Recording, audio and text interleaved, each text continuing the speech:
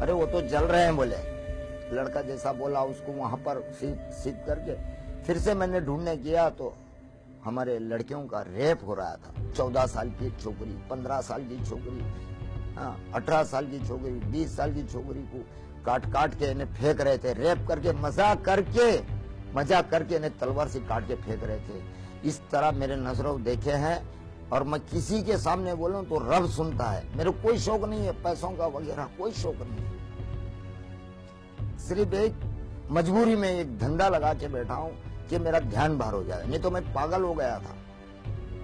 वहां से इतनी परेशानी में फिर हमने कैसे भी मुसीबत में हमने बचाए, कितने को बचा दिया। एक औरत का रेप वहां पर ऐसा होगा, उसकी डिलीवरी शाम तक होने वाली थी, 7 बजे तक का डिलीवरी होगी, 7 बजे उसका रेप हो रहा है।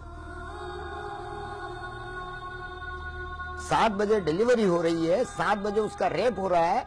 जब उसका पेट चीरकर बच्चा जिंदा निकालकर तलवार से 2 टुकड़े कर रहे हैं हम लोग, और जिंदा बच्चा निकला।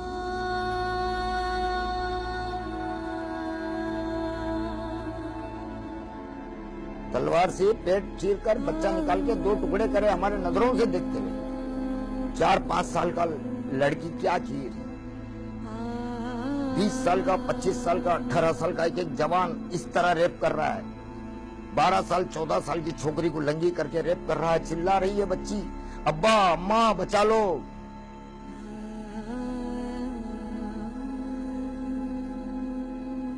जिसको देख रहे हैं मजिद भाई, चाचा बचा लो, हम क्या बचा सके।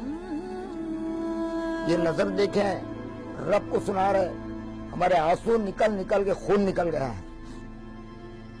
मेरे बीवी बच्चे, 3 लड़के 3 लड़कियां और मेरी बीवी ये मर गए हैं। हमारा लड़का पूरा 20% जला हुआ है, याशीन।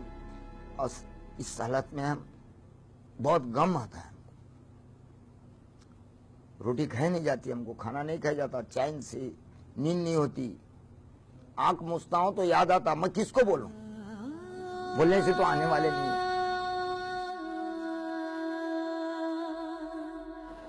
आज भी डर लगता है? हमको डर यही है कि ये लोग कभी भी हमला कर सकते हैं हमारे ऊपर। 2 वक्त धमकी मिली है, मेरे को धमकी मिली है, दूसरों का हम नहीं बोल सकते।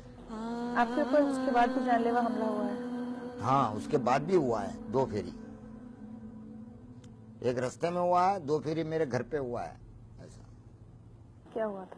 यही कि बोले पैसा ले लो कि नाम नहीं बताने का। सरकार तो क्या दी है, 35 लाख दिए, हम 4 करोड़ रुपया देगा एक को बोलने का।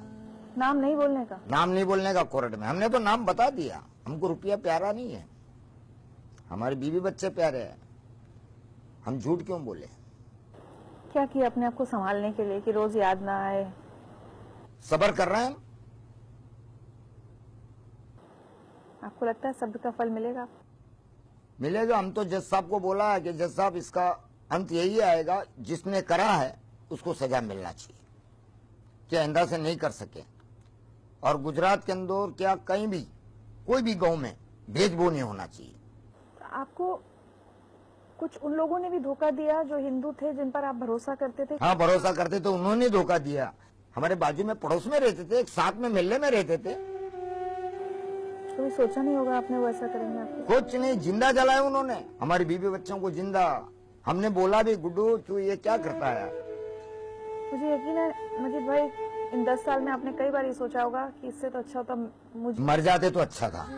सोचते हैं कभी कभी, मर जाते तो अच्छा था। ये देख नहीं सकते थे, बोल नहीं सकते थे, अच्छा रहता था।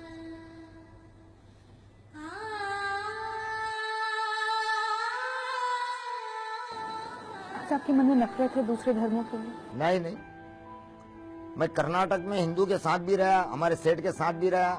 गीता पढ़ता था मैं कन्नड़ी में, पूरी गीता पढ़ के बताया कोर्ट में भी। ओम श्रवणा बोतो श्रवणो बुनतो साविरंग करवा भय एजस्तीना वदीतमस्तो ओम शांते शांते ही। मैडम ये बात है, हमको क्या है, हक मिलना चाहिए गुजरात के अंदर, कहीं भी भारत के अंदर। बस मेरा कसूर ये कि मैं मेरी बीवी बच्चों पे और मेरे मोहल्ले वालों की जान की रिक्वेस्ट कराई, ये मेरा कसूर। तो मैं कोई फोटो खिंचाया नहीं हूँ, तो मेरा को इलम भी नहीं इस बात का कि ऐसा कुछ हो रहा है। हमारे पे तो क्या बीत रही थी हम ही जान रहे हैं।